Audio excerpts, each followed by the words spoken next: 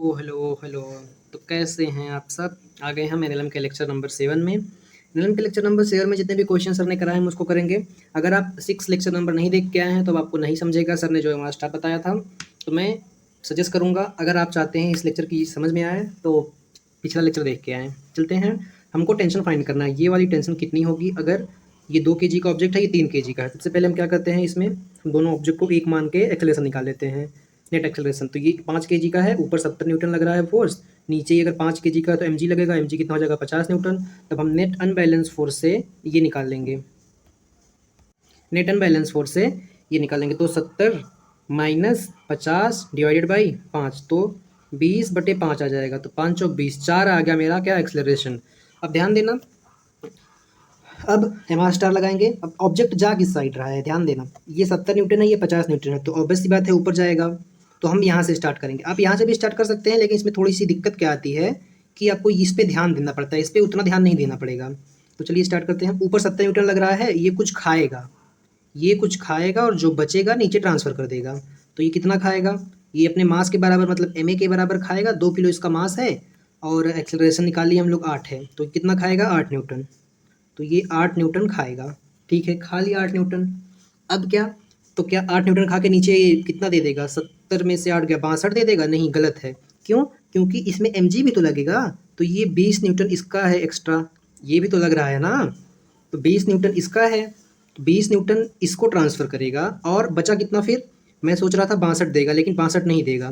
62 में से एमजी को डिवाइड कर देगा, 62 को किस में एमजी में और टेंशन में, क्योंकि नीचे साइड 2 फोर्स लग रही है। अगर हम इसका एफबीडी बनाएंगे तो नीचे एक एमजी लग रहा है और दूसरा टेंशन लग रहा है और ऊपर सिर्फ फोर्स है। ठीक, तो ये जो 50 न्यूटन है 70 न्यूटन है, ये 2 केजी कुछ खाएगा और कुछ ट्रांसफ़र करेगा। तो इसने खा लिया अपने चलने के लिए, ये खा रहा है चलने के लिए, और ये है ड्यू टू जी की वजह से, इसके खुद के मास की वजह से नीचे साइड है। तो 2 पार्ट में डिवाइड होगा। अब इसका मास 2 है तो ये 20 जी इसको देगा, ट्रांसफ़र करेगा, और बचा जो 42, तो 42 आ गया मेरा टेंशन, 42 टेंशन हो जाएगा। अब इसको आप नॉर्मल मेथड से भी कर सकते हैं। तो चलो इसको एक बार नॉर्मल मेथड से करके देखते हैं क्या सच में 42 आता है। हम बनाएंगे 2 केजी का एफबीडी।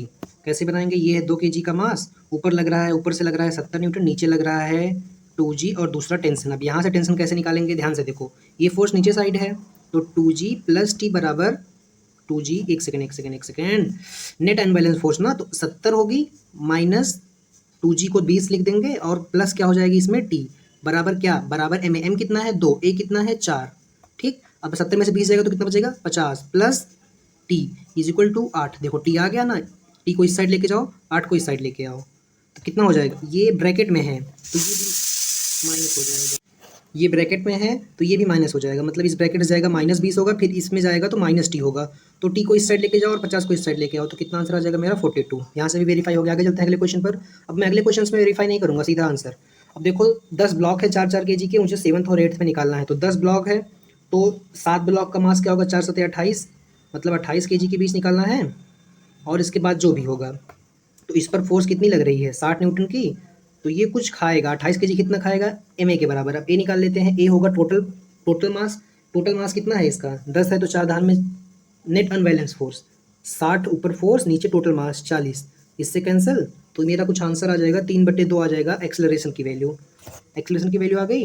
मैं बार बार इसलिए बंद कर दे रहा हूँ क्योंकि कुकर की सीटी बज रही है। तो 60 में से कुछ खाएगा, कितना खाएगा एम ए के बराबर, एम ए कितना है 28 मल्टीप्लाई बाई 3/2, 2 से ये कटा, 14 14 2 28। ठीक, 14 त्रिक 42, 14 14 2 14 42, तो ये 42 खाएगा। जब 60 में से 42 खाएगा तो बचेगा कितना 18। तो यहाँ पर जो टेंशन आ जाएगी वो सीधे सीधे 18 आ जाएगी। ये होता है हमारा स्टार का जलवा। आगे चलते हैं अगले क्वेश्चन पर। अगले क्वेश्चन में सिर्फ अनबैलेंस फोर्स देखो, पहले हम सेम यही चीज़ करेंगे, एक्सेलरेशन निकालेंगे।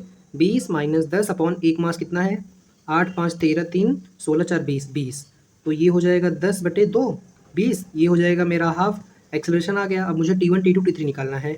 अब मैं कहाँ से स्टार्ट करूँगा, बॉडी इधर जा रही है तो मैं यहाँ से स्टार्ट करूँगा। अब ये 20 न्यूटन है। अब तुम अपना दिमाग मत लगाना, यहाँ पे अनबैलेंस 10 है तो 10 से खिलाना शुरू करिए, जितना है उतना खिलाना शुरू करो, जो बचेगा वो यहाँ पे अपने आप बैलेंस हो जाएगा।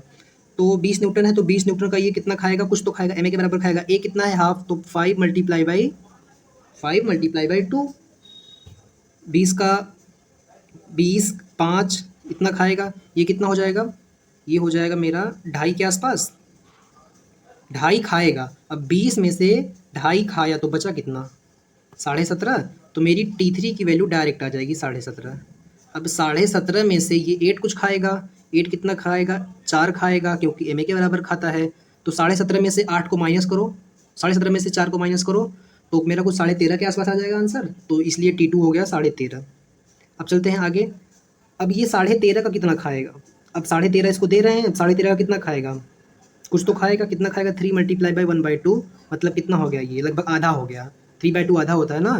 तो 13.5 का ये कुछ खा लेगा, तो बचा कितना, अब कितना बचा, 13.5 में से 1.5 खा लिया, मतलब कितना बचा, 12 बचा, 13.5 माइनस 1.5, तो मेरा जो T1 का वैल्यू है वो आ जाएगा 12 न्यूटन। आगे चलते हैं अपने नेक्स्ट क्वेश्चन पे। अगला क्वेश्चन है क्या, एक्सेलरेशन बतानी है हमको। अब ध्यान से देखना, ध्यान से ये चीज़ आप याद कर लो। अभी मैं बोल रहा हूँ याद कर लो, तो याद कर लो, जो मैं बोलता हूँ याद कर लो, उसको याद कर लिया करो, फायदे में रहोगे।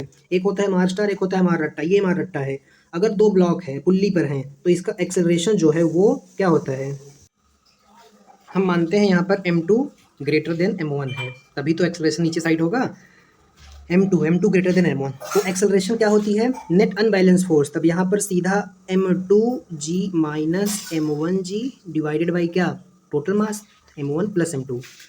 तो इसी को जब हम थोड़ा सा सिंप्लीफाई करेंगे तो सीधा आ जाएगा M2 minus M1 into ji divided by M1 plus M2। आप इसको याद कर सकते हैं, रट सकते हैं, आपको जो करना है वो कर सकते हैं। डायमेंशनली वेरीफाई करते हैं इसको, इसको दो तरीके से वेरीफाई करो। अगर M1 और M2 इक्वल होता तो ये चलता ही नहीं, जब चलता है तो एक्सप्रेशन 0 होता, पहला वेरिफिकेशन। दूसरा वेरिफिकेशन A बराबर G। अब मैं प्लस माइनस को अगर हटा दूँ, मान लो ये सिर्फ इतना होता है, M2 divide by M1, plus minus को डायमेंशन, जब डायमेंशन वाइज देखेंगे तो M से M कट जाएगा, A बराबर G आ गया, तो दूसरा वेरीफाई होगा A बराबर G के। अब टेंशन कैसे याद करना है, टेंशन सिर्फ देखो 2 मास लटका है तो 2 से मल्टीप्लाई, कैसे, M1 इंटू M2, यहाँ पर प्लस माइनस नहीं होगा, मल्टीप्लाई हो जाएगा, और नीचे M1 प्लस M2G। ये आप रट लो, याद कर लो, जो करना है वो कर लो। ये रहा पता होना चाहिए, अगर कोई बोले 2 मास लटका है तो उसका टेंशन, और कोई बोले अगर 2 मास लटका है तो उसका एक्सेलरेशन, ऐसे निकालेंगे जो मास ज़्यादा होगा। 2 मास लटका है तब टेंशन, अगर 1 मास लटकेगा तो क्या अलग होगा, मैं आगे बताऊंगा। अब इसका एक्सेलरेशन बताना है। अब देखो अगर 1 मास लटका है तो क्या होगा, सिंपली अगर 1 मास लटका है तो सिर्फ इसकी वजह से एक्सेलरेशन होगा। इसका जो फोर्स है ये तो, इसका फोर्स हॉरिजॉन्टल में है, एक्सेलरेशन इसकी वजह से नहीं, एक्सेलरेशन टेंशन की वजह से, और टेंशन किसकी वजह से, M2G की वजह से। तो इसीलिए सीधा हम इसमें लिखेंगे M2G divided by M1 plus M2, ये होगा इसका आंसर। ये होगा मेरा एक्सेलरेशन। क्या होगा एक्सेलरेशन, ये आई थिंक 2 टाइम्स होगा इसमें जो है, नहीं 2 टाइम्स नहीं होगा, जैसा सही है। ये मेरा एक्सेलरेशन हो गया। अब इसमें टेंशन कैसे निकालेंगे, ये आप याद कर लो। जब 1 मास लटका है तो जो मास लटका है उसकी वजह से ही एक्सेलरेशन आएगा, तो उसको G से मल्टीप्लाई करेंगे जो लटका हुआ मास है। M1 M2 में कंफ्यूज मत हो जाना, कहीं इसको M1 कर दे और इसको M2 कर दे तो नीचे टोटल मास हो जाएगा, ऊपर जो लटका हुआ मास। अब टेंशन कैसे निकालेंगे, जब 2 लोग लटके थे तो 2M1 था, अब सिर्फ 1 लोग लटके हैं, अगर 1 लोग लटके हैं तो सिर्फ M1 इंटू M2 हो जाएगा divided by M1 plus M2 into g. जब 2 लोग लटके थे तो यहाँ पर 2 था, 1 लोग लटके हैं तो 1 ही होगा। अब आप बोलोगे दोनों मास टेंशन में यूज हुआ, क्यों, क्योंकि ये जो T है ये इस साइड आएगा तो ये कुछ एक्सेलरेशन से नीचे आएगा, तो M1A ये टेंशन में भी A का, टेंशन में भी रोल है किसका, M1 का भी रोल है टेंशन में, ये एक एक्सेलरेशन से नीचे आएगा। आगे चलते हैं अगले क्वेश्चन पर। अगला क्वेश्चन है हमको ये, अब इसमें अब आपको लग रहा होगा डिफिकल्ट हो गया भाई, इसका टेंशन कैसे बताएंगे। T1 तो हम निकाल लेंगे। अब देखो सिंपली एक्सेलरेशन ऐसे कर देंगे, कौन लटका है M3, तो M3G divided by M1 plus M2 plus M3। Acceleration तो डायरेक्ट निकल गया, टेंशन कैसे निकालेंगे भाई। अब देखो टेंशन T1 T2 हम दोनों निकालेंगे, कैसे निकालेंगे, ऐसे निकालेंगे। इसको जो है नीचे mg लग रहा है, नीचे mg लग रहा है, तो यहाँ पर जो T1 है वो डायरेक्ट M3G के बराबर हो जाएगा, जो T1 है वो M3G के बराबर हो जाएगा। हो गया, एक्सेलरेशन आ गया मेरा, आ गया। अब ये एक टेंशन मिल गई मुझे। अब दूसरी टेंशन क्या होगी, दूसरी टेंशन क्या होगी, T1 M3G है, मैं इसको डायरेक्ट भी लिख सकता हूँ। इसको कैसे, बताओ कैसे, मैं इसको डायरेक्ट ऐसे लिख सकता हूँ।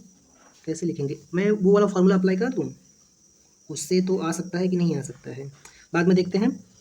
अब ये जो टेंशन है, ये वाली टेंशन, इसकी वजह से ये ब्लॉक आएंगे, इसकी वजह से ये जो ब्लॉक है ये आएंगे, और ये यहाँ पर जो टेंशन है वो सिर्फ ये टेंशन अप्लाई होगा M1 पे। तो हम लोग T2 बराबर क्या लिख सकते हैं, M1 इंटू A लिख सकते हैं।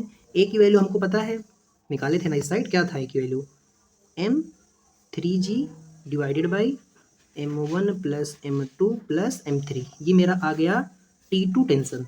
T2 टेंशन आ गया। अब T1 टेंशन कैसे निकालेंगे? सिंपली T1 टेंशन जो है वो निकालेंगे ऐसे डायरेक्टली। T1 टेंशन क्या होगा? m3g के बराबर क्या होगा? m3g, ये T1 हो जाएगा। मास पता होगा, एक्सेलरेशन ड्यू टू ग्रेविटी हमको पता है, तो ऐसे निकाल लेंगे। आगे चलते हैं अपने अगले क्वेश्चन पर। नेक्स्ट क्वेश्चन क्या है? पुली ब्लॉक सिस्टम। अब पुली ब्लॉक सिस्टम में दो मास लटका दिया, तो क्या आप इसके बीच का टेंशन नहीं निकाल पाओगे? बीडी बना के जरूर निकाल लोगे। एक काम करते हैं, हम पहले नेट एक्सेलरेशन निकाल लेते हैं। नेट एक्सेलरेशन क्या होगा? इसको दोनों को एक मान लो। एक मान लेंगे तो नेट मास m1 प्लस m2 हो जाएगा। नेट मास ये हो गया, माइनस m1 हो जाएगा। अभी इसमें बड़ा ब्रैकेट लगा दो, इंटू जी, डिवाइडेड बाय तीनों को जोड़ दो, m1 plus m2 plus m3। ये मेरा हो गया क्या? एक्सेलरेशन। नेट अनबैलेंस फोर्स वाला ही अप्लाई किया गया, कुछ नया नहीं है ये। अब T1 कैसे निकालोगे? T2 सिंपली हम ऐसे डायरेक्ट निकालेंगे। T2 क्या होगा? 2 टाइम्स ऑफ क्या? m1 इंटू m1, दूसरा क्या है? m2 plus m3 multiply by G divided by m1 plus m2 plus m3। T2 तो निकाल लिए। अब T1 कैसे निकालोगे? देखो T1 ऐसे निकालेंगे, m3 इस पे लटक रहा है ना, तो डायरेक्ट यहाँ से T1 लिख देंगे। नीचे मास की वजह से है, सिर्फ m3 की वजह से है T1, तो m3g। क्या? m3g। हम लोग यहाँ से T1 निकाल लिए, ठीक। m3g minus T1 is equal to ma। अब ये अगर एक्सेलरेशन कुछ इसका हो रहा है, अगर कुछ इसका एक्सेलरेशन होगा, मान लो हम किसका बीडी बनाते हैं, इसका डायग्राम का एक बीडी बना लेते हैं, m3 का एक बीडी जब बनाएंगे तो क्या होगा? ये m3 है, नीचे क्या लग रहा है? m3g, ऊपर क्या है? टेंशन T1, ठीक है। अब नेट एक्सेलरेशन किस साइड हो रही है, आप बता सकते हो? जो नेट एक्सेलरेशन है वो किस साइड हो रही है? नीचे साइड हो रही है ना। तो इसका क्या मतलब है? इसका मतलब है m3g ग्रेटर है, मतलब m3g बड़ा है, m3g की फोर्स ज़्यादा है और T1 कम है। तो हमेशा बड़े में से छोटे बताते हैं। और इसके इक्वल टू क्या आ जाएगा? m3 इंटू ए, जिस एक्सेलरेशन से नीचे जाएगा। तो यहाँ से हम T1 निकाल सकते हैं ऐसे, m3g minus m3a is equal to T1। आ गया T1, आ गया T1, आ गया ना T1, आ गया। अब क्या? अब आगे तो हम प्रीवियस को क्वेश्चन में जो टेंशन निकाले थे, इसमें ये T2 शायद मैंने गलत निकाला था फ्रेंड्स, तो हम इसको सही करते हैं। जब एक मास लटका होता है तो टेंशन क्या होता है? m1 into m2 divided by m1 plus m2 into g. अब यहाँ पर 3 मास है, एक लटका हुआ है, कौन सा? m3 वाला लटका हुआ है। अब m3 वाला लटका हुआ है, यहाँ पर सिर्फ 2 का मल्टीप्लाई हटता है, 2 का मल्टीप्लाई हटा दो। अब यहाँ पर ऊपर 2 मास है तो दोनों को ले लेंगे, कैसे? m1 plus m2 into g. अब नीचे तीनों मास ऐड कर दो, m1 plus m2 plus m3। ये मेरे माइंड में ऐसे आया कि T1 जो बराबर है वो दोनों को लेके आ रहा है। सर ने ये क्लास में नहीं करवाया था, बट देखो यही होता है, जब आप पढ़ने लगोगे ना तो आप सीखने लगोगे, और जब आप सीखने लगोगे ना तो आप सिखा सकते हो। आप सच में सीखने जब लगोगे, रट के नहीं। चलो कहाँ पर थे हम लोग? इसका हम लोग दोनों टेंशन निकाल लिए थे, इसका दोनों टेंशन निकाल लिए थे। आगे चलते हैं अगले क्वेश्चन पर। इसका टेंशन कैसे निकालेगा पता था ना? T1 एक साइड होगा और दूसरे साइड जाके T1 बराबर क्या हो जाएगा? m3g minus m3a। आगे चलते हैं नेक्स्ट क्वेश्चन पर। अगला क्वेश्चन क्या है? अगले क्वेश्चन में इसके बीच में टेंशन बतानी है, तो क्या आप बता सकते हैं? ये पीछे निकाल लेंगे, नेट एक्सेलरेशन क्या होगा? इस साइड है 3 2 5 kg, मतलब 5g माइनस 5 सीधा मैं m1 माइनस m2 करता हूँ ना, 5 माइनस 3 2 5, 5 माइनस क्या? G, 5 minus 4 into ji divided by, दोनों को ऐड कर देंगे, 9 हो जाएगा। ये 9 और जी से कंफ्यूज मत होना, मेरा 9 और जी ऐसे ही रहता है दोनों। तो ये क्या हो जाएगा? जी बाई 9 आंसर। जी, ये जी है, ये 9 है, तो मैं जी की वैल्यू 10 रख दे रहा हूँ भाई, नहीं तो बार बार कंफ्यूज होगा। जी की वैल्यू 10/9 आ गई। अब क्या करेंगे? अब सिंपली हम इसमें इसका एफ बनाएंगे। एफ बनाते हैं, नीचे एफ क्या होगा? 3g। अब ये नीचे एक्सलेट कर रहा है, क्वेश्चन बता दिया है, तो जो 3g है वो बड़ा होगा टेंशन से बराबर m कितना है? 3, a कितना है? 10/3, 10/3 ही है ना, 10/3। तो फिर 10/3 नहीं, 10/9 है, 10/9। अब 3g मतलब 30 न्यूटन माइनस टी बराबर 3 से 3 काटो, 3 3 9, तो 10/3। तो 30 minus 10/3 is equal to T. अब यहाँ से टी कैसे निकालेंगे? सीधा इसको क्रॉस मल्टीप्लाई करो, 30 3 90, 90 में से 10 गया 80, 80/3 विल बी माई टेंशन। आगे चलते हैं अगले क्वेश्चन पर। अगला क्वेश्चन क्या है? अगला क्वेश्चन है ये सिंपली। अब देखो, अगर 3 मार्क्स दे दिया तो बच्चे पगला जाते हैं। कहाँ है भाई पगलाना है? अगर ये लटका होता तब इसकी वजह से mg लगता ना, यहाँ पर इसका mg इसके नॉर्मल से बैलेंस करेगा, तो इसके होने ना होने से कोई फर्क नहीं है। सिर्फ जब एक्सेलरेशन निकला तो नीचे इसको ऐड कर देना, डायरेक्ट इसका एक्सेलरेशन निकलेंगे डायरेक्ट। ये 60 न्यूटन है, ये 30 न्यूटन है, मतलब ये ज़्यादा है ये कम है, तो ये 6 kg minus 3 kg multiply by G divided by तीनों को ऐड करेंगे, 6 + 3 प्लस कितना था ये 4 था, 4 तो 6 में से 3 गया 3, 6 3 9 4 13, 6 3 9 4 13 ही होता है ना।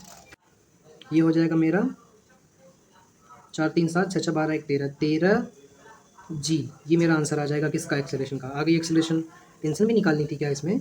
देखो टेंशन में सीधा सिंपली ऐसे निकाल लेंगे, तो टेंशन निकाल लेते हैं। अब ये इस डायरेक्शन में आ रहा है, इस डायरेक्शन में आ रहा है तो mg डोमिनेटिंग फोर्स होगा, तो 6g माइनस ऊपर कितना है T1 is equal to ma कितना है 6 है, a कितना है हम लोग निकाल लिया है कितना है 3g मतलब 30/13, 30/13। अब यहाँ से हमारी T1 की वैल्यू आप कैलकुलेट कर लेना, इसको इस साइड लाना, इसको इस साइड, तो ये 60 न्यूटन माइनस 30/13 इसका आंसर होगा।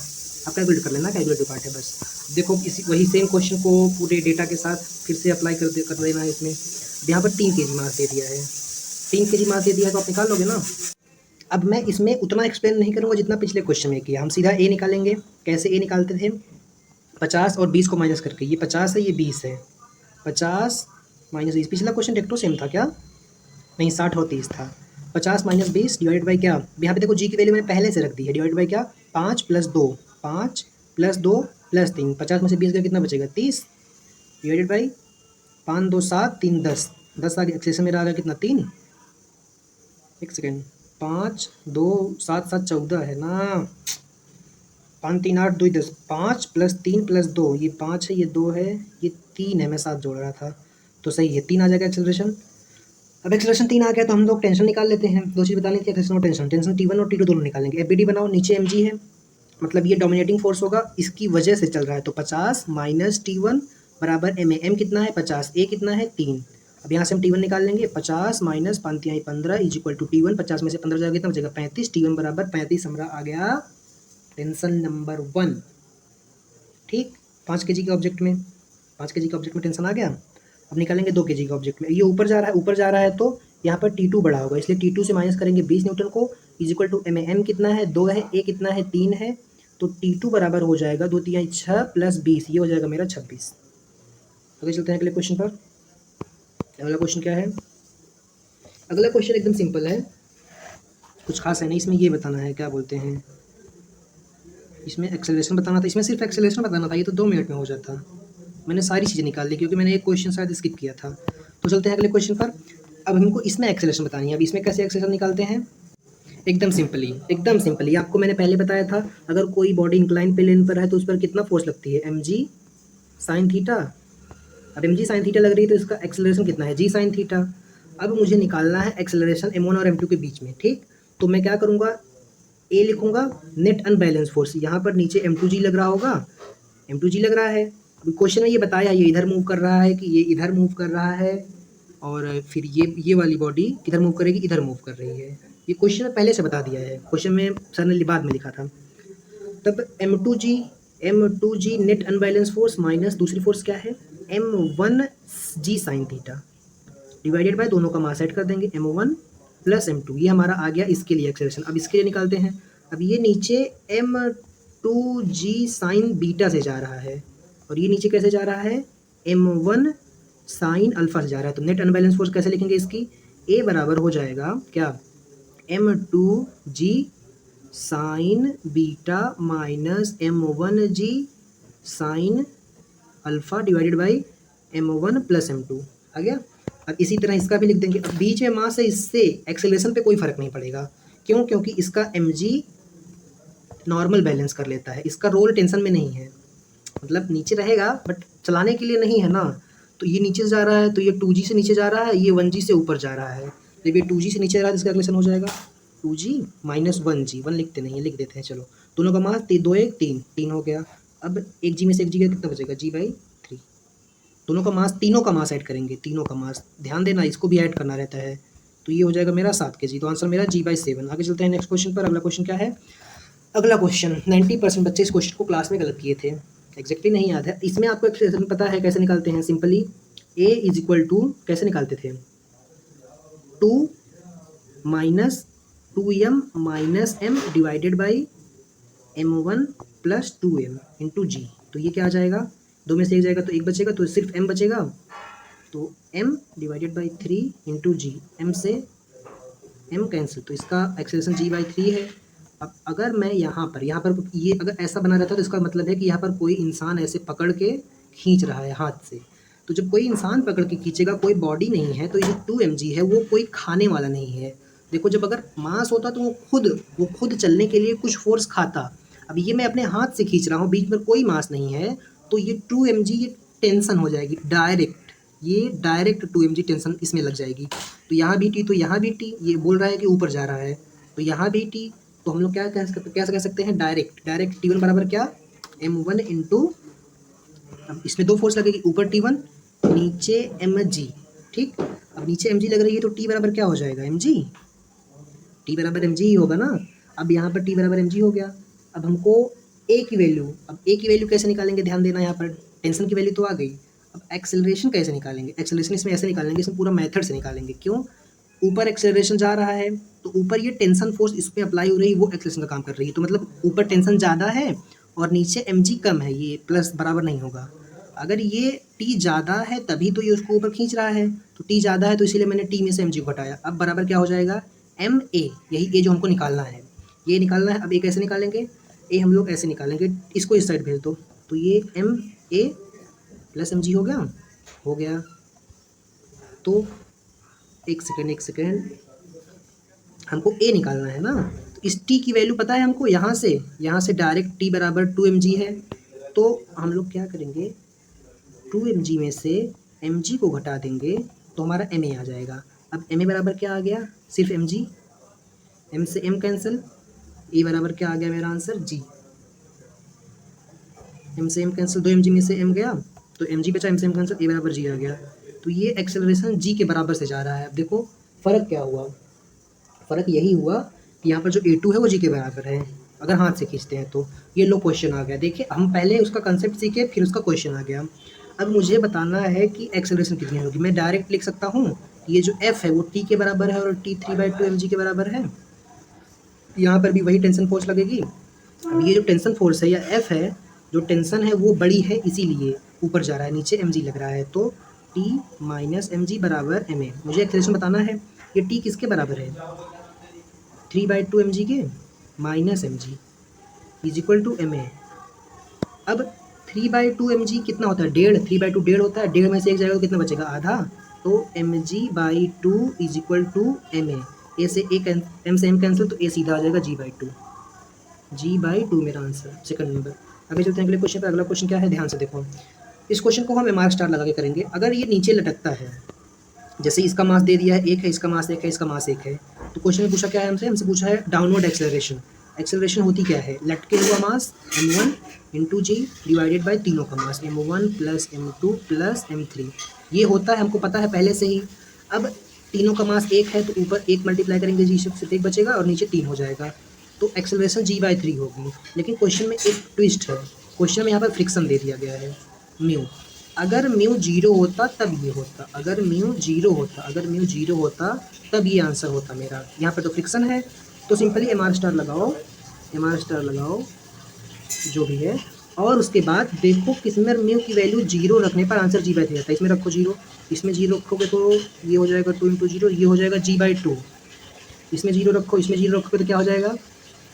ये हो जाएगा G/9, G डिवाइडेड बाई 9। इसमें रखोगे तो क्या हो जाएगा? ध्यान से देखो, इसमें रखोगे तो ये हो जाएगा पूरा 0, आंसर मेरा G/3 आ गया आंसर, इसीलिए थर्ड वाला आंसर। आगे चलते हैं अगले क्वेश्चन पर। अगला क्वेश्चन है reading of spring. Reading of spring nothing but क्या है? टेंशन या नॉर्मल रिएक्शन, ऐसा कुछ बोलते हैं। इसे क्या बोलते हैं? Reading of spring is tension होती है। क्या होती है? टेंशन। तो इसमें हम सिंपली टेंशन निकाल लेंगे, हमारी रीडिंग ऑफ स्प्रिंग आ जाएगी। अब 2 लटके हुए मास का टेंशन हमको पता है, 2 लटका हुआ मास, ध्यान देना। Simply 2 times of m1 m2 into ji divided by m1 plus m2।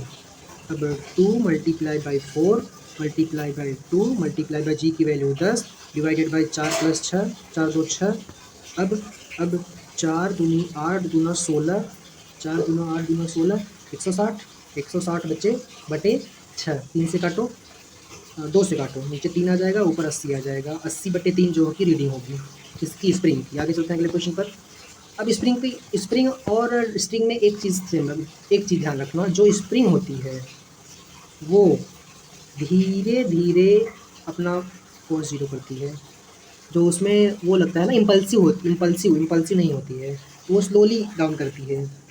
आगे चलते हैं अगले क्वेश्चन पर। अगला क्वेश्चन क्या है, अच्छा क्वेश्चन है। फिगर में अगर M1 पे अगर मूव विथ एक्सेलरेशन ये इस साइड जा रहा है और फोर्स इस साइड लग रही है, इसका क्या मतलब है? इसका मतलब है स्प्रिंग को ऐसे दबाया है, ऐसे दबा के फिर छोड़ दिया है। तो छोड़ दिया है तो ये किसकी वजह से जा रहा है? स्प्रिंग फोर्स की वजह से इस साइड जा रहा है। इसका क्या मतलब हुआ? मतलब ये जो स्प्रिंग फोर्स है वो F से बड़ी है, तभी तो ये मास इधर जा रहा है। तो हम लोग सीधा लिखेंगे net unbalance force spring force minus F बराबर क्या? बराबर M कितना है? M1। A कितना है? क्वेश्चन में दिया है A है, बताना क्या है हमको? Acceleration of M2।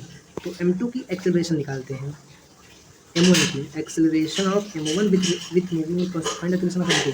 हमको M2 की एक्सेलरेशन बतानी है, M1 की एक्सेलरेशन तो क्वेश्चन में दे दिया गया है। तो इसको कैसे निकालेंगे? इसको ऐसे निकालेंगे, ध्यान से देखो। तो मेरा स्प्रिंग फोर्स क्या हो जाएगा? यहाँ से स्प्रिंग फोर्स हो जाएगा M1 A प्लस F हो जाएगा। अब ध्यान से देखो, स्प्रिंग फोर्स ज़्यादा है, फोर्स कम है, तभी तो ये डोमिनेट कर रहा है ना। तो अब ये इस पे भी स्प्रिंग लगाएगा, स्प्रिंग फोर्स अपोजिट में लगती है। तो जब ये इस पे लगाएगा तो इस साइड इस पे स्प्रिंग फोर्स लगेगी और कोई फोर्स नहीं लगेगी, ये खत्म हो जाएगी स्प्रिंग के असर से। तो सिर्फ इस पे अब एक फोर्स लग रही है, तो सीधा हम लोग लिख लेंगे फोर्स बराबर क्या होता है? फोर्स बराबर क्या होता है? M कितना है? M2। A कितना है? इसका एक्सेलरेशन दूसरा है, तभी तो निकालना है। सेम होता तो डायरेक्ट वही होता। तो A कैसे आ जाएगा? A मेरा A डैश हो जाएगा और Fs अपॉन M2 हो जाएगा। अब Fs की वैल्यू क्या है? Fs की वैल्यू हम लोग पहले ही निकाल चुके हैं, ऊपर क्या है? M1 A plus F divided by क्या? M2। ये आ गई हमारी एक्सेलरेशन। आगे चलते हैं नेक्स्ट क्वेश्चन पर। अब देखो सिंपली इस क्वेश्चन में खासियत क्या है पता है? अगर ये एक्सेलरेशन उल्टा दिया होता तो हमको पूरी तरह से पिछली तरह सॉल्व करना पड़ता है। इसमें एक्सेलरेशन पहले ही बोल दिया है कि दोनों में सेम है। अब अगर एक्सेलरेशन सेम है तो हमको बतानी है दोनों के बीच की फोर्स, मतलब Fs बतानी है। हम लोग एक्सेलरेशन निकाल लेते हैं। एक्सेलरेशन की वैल्यू कैसे निकालेंगे? एक्सेलरेशन की वैल्यू निकालेंगे, देखो ऐसे Fs है, किसका डायग्राम बनाएंगे? इसका डायग्राम बनाएं या इसका डायग्राम बनाएं? Fs क्या होता है? दोनों को एक मान लो। अगर मैं दोनों को एक मान लूँगा तो क्या होगा? दोनों को एक मानने पे क्या होगा? नेट एक्सेलरेशन निकाल लो दोनों को एक मान के। दोनों को एक मान लिया, 4 2 6 kg का हो गया, इधर 10 न्यूटन का फोर्स लग रहा है। तो एक्सेलरेशन क्या हो जाएगी? टोटल फोर्स नहीं, फोर्स अपॉन क्या? टोटल मास 6। फोर्स कितनी है? एक ही फोर्स है, बड़ा वाला मास माना, दोनों को जोड़ लिया तो फोर्स 10 है और मास 6 है। तो कितना हो जाएगा? 5/3। 5/3 ये मेरा क्या है? एक्सेलरेशन हो गया। अब ध्यान से देखना, इसमें बोल रहा है कि दोनों में एक्सेलरेशन आगे साइड लग रहा है, तो मैं किसी एक का FBD बनाऊंगा और ये F की वजह से चलेगा। तो ये वाला F की वजह से यहाँ पर फ्रिक्शन फोर्स है, स्प्रिंग फोर्स है, फ्रिक्शन नहीं। आज फ्रिक्शन पढ़ा तो फ्रिक्शन चल रहा है माइंड में। तो Fs क्या होता है? नॉर्मली कोई भी फोर्स बराबर क्या होती है? M into A। ठीक, अब जो MA है वो हम इसका बना रहे हैं। M कितना है? इसका 2 है। देखो इस पर फोर्स A की आगे साइड लग रही है, कितनी लग रही है? A की। अब A हम लोग निकाल चुके हैं, A की वैल्यू कितनी है? 5/3 है। अब इस पर 2 फोर्स लग रही थी, इससे इसका BD नहीं बनाया, इस पर सिर्फ एक ही फोर्स है, Fs आ गया है और दोनों का एक्सेलरेशन आगे है। तो यहाँ पर स्प्रिंग फोर्स डोमिनेट नहीं करेगा, यहाँ पर F माइनस Fs होगा, मतलब F के असर से ये आगे हो रहा है। तो आ जाएगा हमारा स्प्रिंग फोर्स 5 दूनी 10, 10/3। आगे चलते हैं अगले क्वेश्चन पर। अगला क्वेश्चन क्या है? अब ये अगर 4 kg वाले ब्लॉक का, अगर 4 kg वाले ब्लॉक का एक्सेलरेशन इतना है तो बोल रहा है कि इसका एक्सेलरेशन कितना होगा।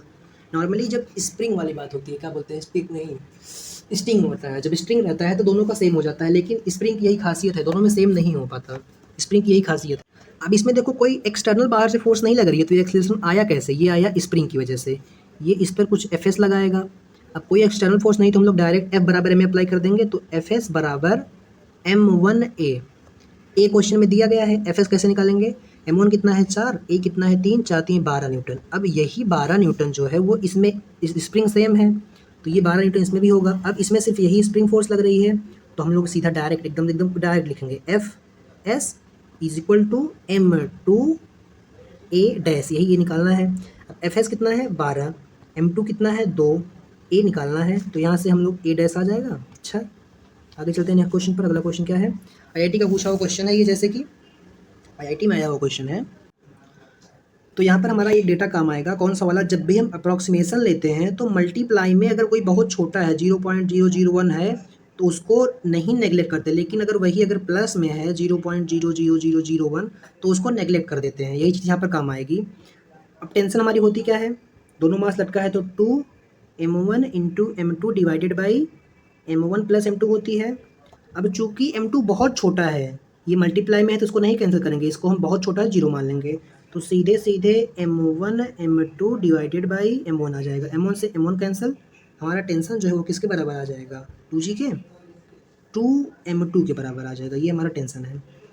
एक क्वेश्चन और सर ने कराया था, मैंने PDF में नहीं लिया, मैं यहीं पे बता देता हूँ क्या था क्वेश्चन, स्प्रिंग का ही था। ये था वो क्वेश्चन जिसको मैं ऐड करना भूल गया था। इसमें एक्सेलरेशन दी गई है 10 kg वाले की, तो बोल रहा है कि 20 kg वाले की एक्सेलरेशन कितनी होगी।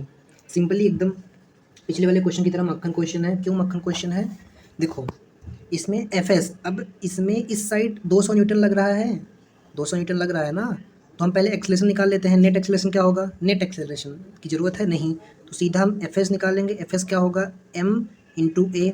अब m कितना है 10, a कितना है इसका बता दिया है क्वेश्चन में 12 है, तो ये हो जाएगा कितना 120, तो मेरा एफएस की वैल्यू क्या आ गई 120 आ गई।